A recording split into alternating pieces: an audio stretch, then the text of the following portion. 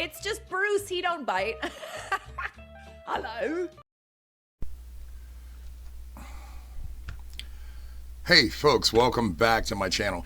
It's been a long day. I was in my shop today doing some stuff, and then I don't have a window in my shop, so I go upstairs to get ready because I'm going to go out with my wife for a little bit, and I see we got like 4 inches of snow out there. So now I'm like really looking forward to doing it. But today, before I do that, I want to talk about the Kenner Death Star playset from 1979, and it is right here. Specifically, the Dianoga trash monster, which I've done a video about the Dianoga trash monster before, about how they originally intended to paint it. And if you want to check that out, look back down on my list. It was a pretty good video. Today we're going to talk about the stands. If you notice, my Dianoga there has a stand. It's right here. This is the stand. I see on eBay that people are making these stands, doing what I do, working with resin and everything. Little tiny piece of plastic like this. It probably costs about $1/4 to make. And I'm looking at eBay right now, and I'm not even going to share these users, but here's one, $13.99 for a resin stand to put your Dianoga on. It just goes on and on and on and on. $11 out of the country, $16 for one. I mean, if you go on eBay and just search for Dianoga stand, you'll see what I'm talking about. I'm not going to bother sharing on the screen today. What I am going to share today is how to make your own stand. Looks like this. That's the stand that's in that picture there. Let me show you a better picture of that right here. Or there. I don't know. Give me a break. As you can see, I have my Dianoga. That's my custom Death Star that I made. I have my Dianoga on this stand here that I'm showing you. The Kenner Death Star playset has always been my favorite. That, and it's a tie between that and the Millennium Falcon. So, you know, with knowing this, you know, because how are you going to display it? There's just, other than putting it on a stand or throwing it in a trash compactor. I like to display mine. And I looked online, you know, and I make stuff similar to this, and I'm like, I know it only costs like $1/4 to make, and it's just, I don't agree with the prices. It's just crazy. So today I'm going to teach you how to make your own. How about that? And it's very easy, free stuff you have laying around the house. In fact, if you don't have what you need to make this, I'll be extremely surprised. But hey, let's get right into it, and then when we're done, we'll talk a little bit about it. Here we go. All right, let's get started. This is the final product, what you're going to end up making. You see, I got my aerial view so I can show you how I do this. You got your Dianoga on top of the stand that we're going to make today. And as you can see, there is a triangle on the bottom and a rectangle on the top. The rectangle seems to fit, The rectangle seems to fit much better for the Dianoga to be displayed in. And, well, let's get started. I'm going to show you the materials you need. This is all stuff you probably have laying around the house. I got a pair of pliers here. I got a pair of cutters to cut the wire. And, of course, I got a wire coat hanger, which most of us have in the house. So let's get started. The first thing I'm going to do is cut a piece of this wire coat hanger off.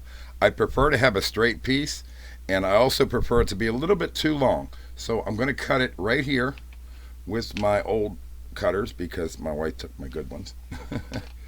Hopefully you have better cutters than me.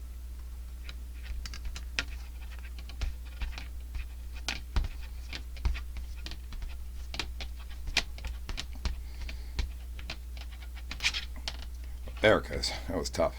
These are not the best cutters. Hopefully you have a better set laying around your house. I'm going to go to this end. I'm going to cut this so I get as much as I can. It's also hard to do it at this angle. There we go. And that's what I'm going to work with. Set this aside. I might be able to make another one out of that if I need it. But right now I want to show you the simple way and do it with the completely straight piece. Now I'm going to measure this. This is 14.5 inches is how big this piece is. I don't think I'm going to need the whole 14.5 inches, but I'm going to start from one end, and I like to start with the bottom. I'm going to go about 1.5 inches to 2 inches in. I want my bottom to be just a tad bigger than the top, so it's not top heavy, and I'm just going to bend it. Bend it with the pliers. A little more than 90 degrees. Remember, we're making a triangle. And then I want to go, let me zoom in. I actually bent that about 90 degrees. Let me put a better background on here so you can see. I don't think you can see this very well. Let's put a piece of black stuff down. All right, you see, I only bent it 90 degrees, but we can fix that later. I want to go about the same distance in again, probably just about here. It doesn't have to be perfect. And I want to bend it again, same direction. And there we go. Now you see I bent it a little less than 90 degrees. That's okay, because now we're going to bend it here. This is where it gets a little tricky, because the next bend is going to be upwards. And if actually this is the upwards bend. So I'm going to go about just as far out as I did the first one, right here, where it's equal when I bend it. And I'm going to bend this up. Can you see? I'm going to bend this up instead of sideways. So 90 degrees up. It's eventually going to be more than 90 degrees. But for now, 90 degrees works just fine. So there's my 90 degree up bend. And if you can see what I got going on here, I got a little, I don't know. Well, see, that's going to be my base. You see, it's already ready to stand up. But like I said, I want the bottom to be a triangle. So now we can bend these together. Do a little hand squeeze there. And it doesn't have to be perfect. I mean, you can mess with it, make it as perfect as you want it. You see, I got a little bend there that I didn't want. Take this, bend it over some more.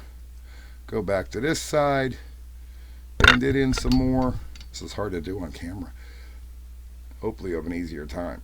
And that in more to where they are not overlapping, but you want them to touch and be level. So there's my base right there.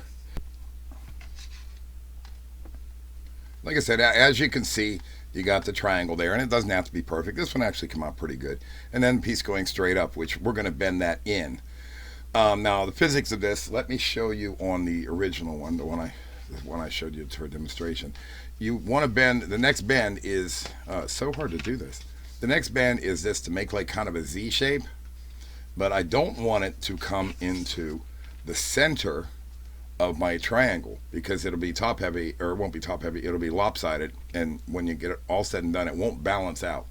So as you can see, if you can see, hopefully with my fat fingers in the way, I have the Z shape, the upswing, the one going up, I have it in line with this corner over here as best I can. I have it in just a little bit, but for the most part, it's lined up with one side or the other.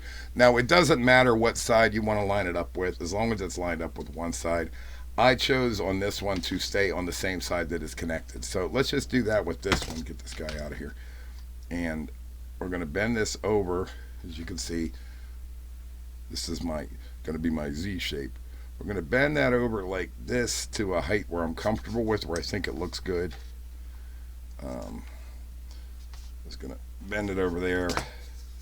And I didn't even use this one as a pattern. I mean, it's all what you want to do. If you want it to sit higher, if you want it to sit lower, that actually looks about good. I'm going to keep it that way. I'm going to straighten this out here. You see where I got another bend on the upswing. And put that back there. And you see I'm bending it back up. I don't want it up that much, so I'm going to take it and try to bend it the right way. I got stuff flying everywhere here.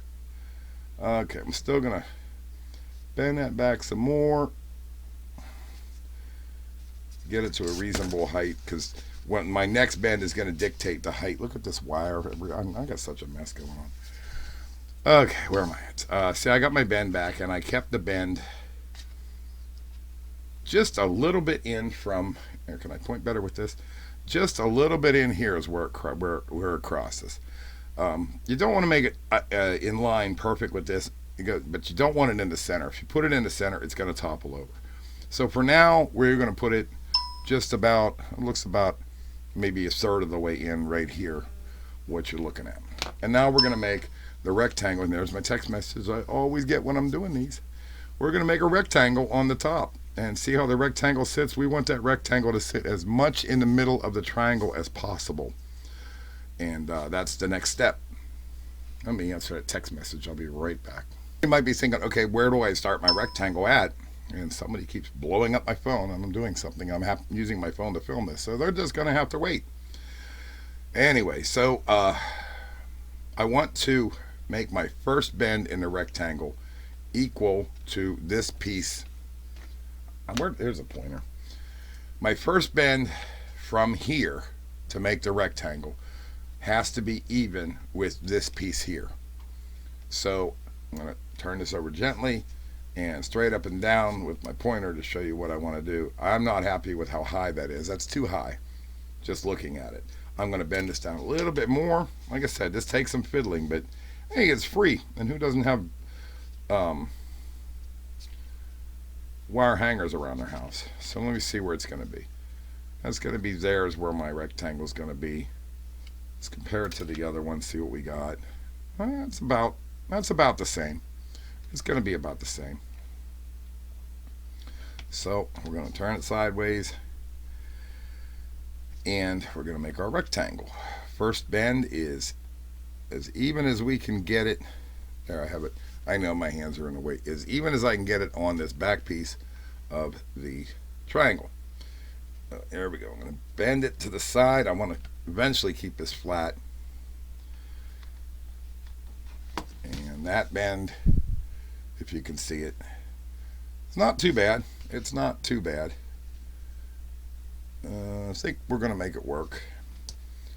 We're going to go over about, I'd say, maybe 3/4 of an inch, and we're going to make the second turn on our rectangle, which is going to be like this.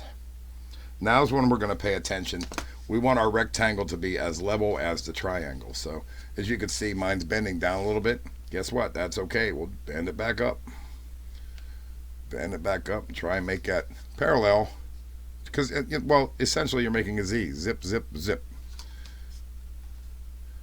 Now for the next one, you could actually take your Dianoga and set it in there just to get an idea of where you want the next bend.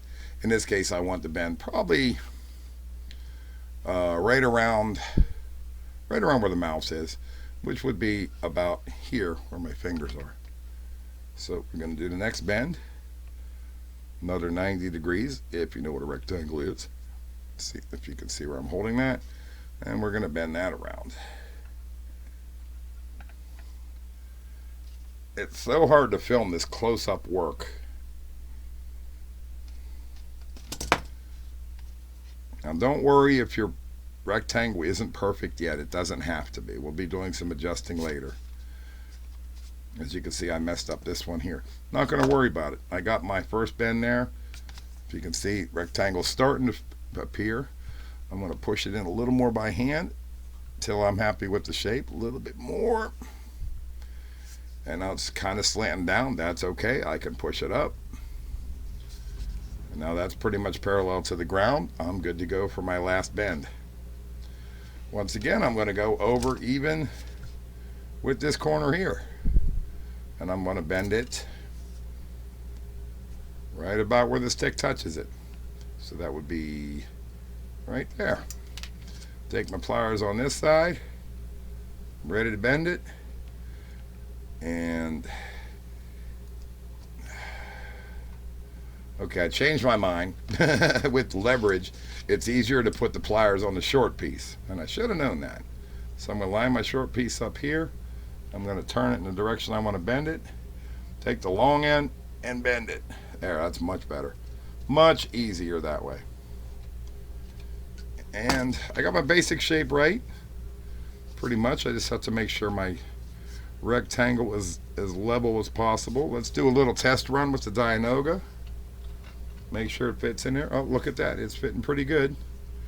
Fitting pretty good. Now, all I have to do is make this final cut. You see I have a little left over. It's not enough to make another one, but I'd rather have extra, because if you don't have extra, you can't do anything about it. And I'm going to snip this right here where my pointer is with my trusty old snippers that don't work so well, but we're going to do it anyway. Okay, that did take some effort, but I got it. I fast forward, so I had to take it off camera to do it. But here's where I want this to be.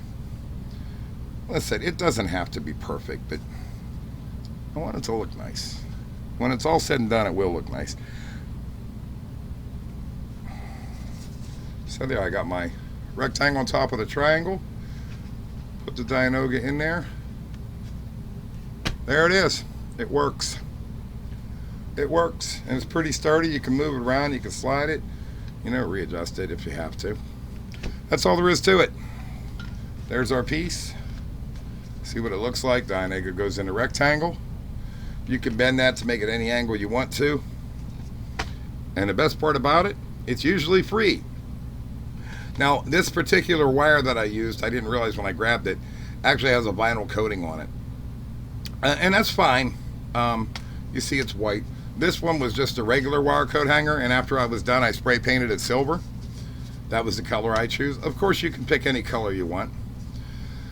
Okay, let's go to the outro. Now, like I stated in the video, this is the coat hanger I used. This one has a vinyl coating, and it kind of got a little buggered up. Oh, here it is right here. It did get a little buggered up where I was hitting it with the pliers and everything like that. This one here, the original one that I made, is just a wire coat hanger. It doesn't have the coating on it. The coating is fine. I mean, that'll protect your figure, and you won't have to worry about it rusting or anything like that. Like I said, I did scrape it up a little bit here on the sides, but it shouldn't matter. But if you just use the regular wire like I did, you can paint it any color you want to. I chose silver for this one. Black works nice too. It's completely up to you. But anyway, the reason I'm making this video is just to let you guys know that you don't always have to go to eBay and spend $15 for something this simple. I could put this on my store, Kenner Custom Toys, and people will probably buy it. I'm not going to this time. I figured I'd share with you guys and show you how to make it. It's so easy, and I have the green screen on, so this is going to look weird. But he sits right on there. You see him like a ghost guy, but it sits right on there.